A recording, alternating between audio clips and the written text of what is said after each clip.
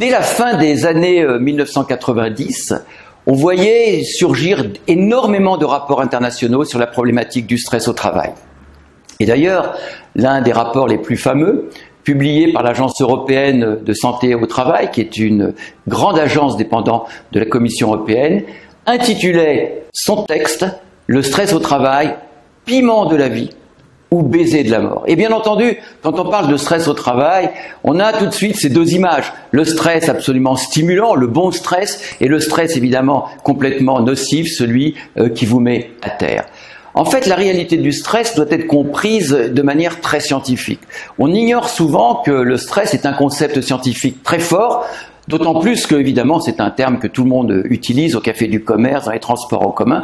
Mais la connaissance scientifique du stress nous permet d'en avoir une idée assez précise. Le stress est une réaction naturelle que chacun de nous a, comme d'ailleurs tous les mammifères, c'est étudié chez les animaux, que chacun de nous a dès qu'il se trouve dans une situation un petit peu compliquée, une situation dans laquelle il y a un enjeu, dans lequel il y a une menace ou un danger. Alors évidemment, les menaces et les dangers de l'homme des cavernes, c'est évidemment le prédateur, des menaces physiques sur votre intégrité. Aujourd'hui, ces menaces ne sont plus vraiment de cet ordre, mais ce sont les menaces qu'on appelle psychosociales. Vais-je atteindre l'objectif qu'on m'a donné? Vais-je réussir ma prestation devant mes commerciaux? Vais-je louper mon train? Vais-je arriver à l'heure dans mon embouteillage? Et on voit donc que ces menaces sont extrêmement nombreuses. Mais ce stress qui se déclenche en nous, qui libère non seulement des hormones, qui met notre corps en action, mais qui aussi au niveau émotionnel nous modifie, c'est-à-dire nous rend un peu plus anxieux, un peu plus agressifs,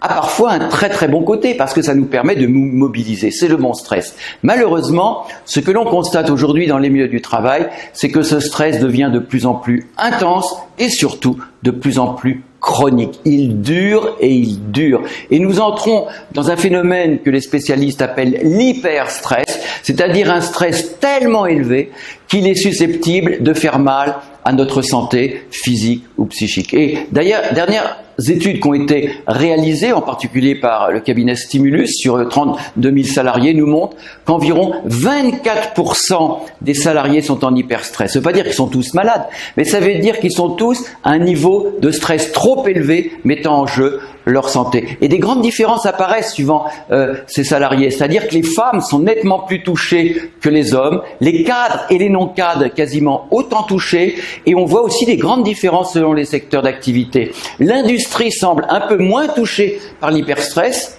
D'autres problèmes existent dans l'industrie, et c'est surtout les métiers de service, les secteurs des banques, des assurances, des services aux personnes qui sont touchés souvent par beaucoup d'hyperstress. Et on voit bien que l'hyperstress représente un facteur de danger extrêmement important pour évidemment la santé, mais aussi le bien-être des salariés au travail.